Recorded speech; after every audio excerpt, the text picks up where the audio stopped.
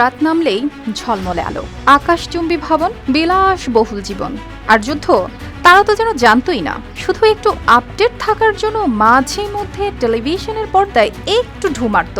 এতটাই নিশ্চিন্ত ছিল সবাই যেন কোনোদিন কিছুই হবে না, কারণ যুক্তরাষ্ট্র তাদের নিরাপত্তার আশ্বাস দিয়েছিল।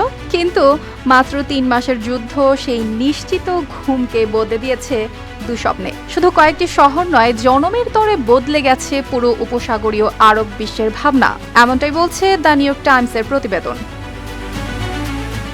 দশকের পর দশক ধরে উপসাগরীয় ধনী দেশগুলোর মানুষ মনে করত যুদ্ধ হবে অন্য কোথাও, ইয়েমেনে, সিরিয়ায় কিংবা গাজায়, নিজেদের শহরে নয়। তাই নিরাপত্তা নিয়ে খুব একটা ভাবার প্রয়োজনও তারা অনুভব করেনি। কিন্তু যুক্তরাষ্ট্র, ইসরায়েল ও ইরানের এই যুদ্ধ সেই ধারণাটাই পাল্টে দিয়েছে।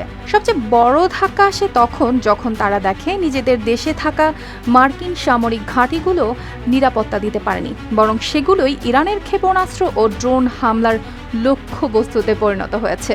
যুদ্ধের সময় দুবাই, দোহা ও আশেপাশের শহরগুলোতে একেবারে ভিন্ন চিত্র দেখা যায়। মোবাইলে মিসাইল হামলার সতর্কবার্তা বাজছে, সন্তানদের নিয়ে করিডোরে আশ্রয় নিচ্ছেন বাবা মায়েরা, কয়েক সপ্তাহের জন্য বন্ধ হয়ে যায় স্কুল। অনেক বিদেশি পরিবারও নিরাপদ জায়গার খোঁজে দেশ ছেড়ে চলে যায়। যেসব দেশ সবসময় ব্যবসা, পর্যটন আর বিলাসিতার জন্য পরিচিত ছিল, সেখানে হঠাৎ করে নেমে আসে ভয় আর অনিশ্চয়তা।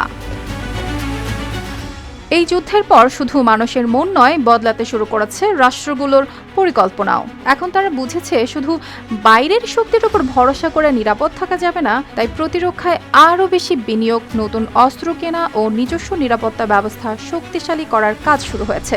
আরেকটি বড় ধাক্কা আসে হরমুজ প্রণালীকে ঘিরে। এই পথ দিয়ে বিশ্বের বড় একটি অংশের তেল ও গ্যাস পরিবহন হয়।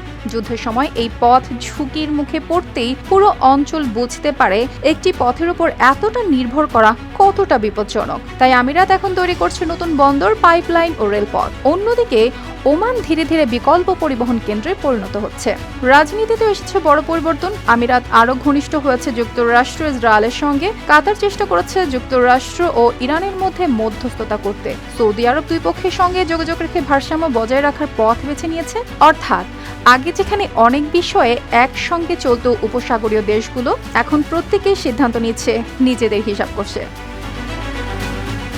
অর্পিতা জাহান, RTV।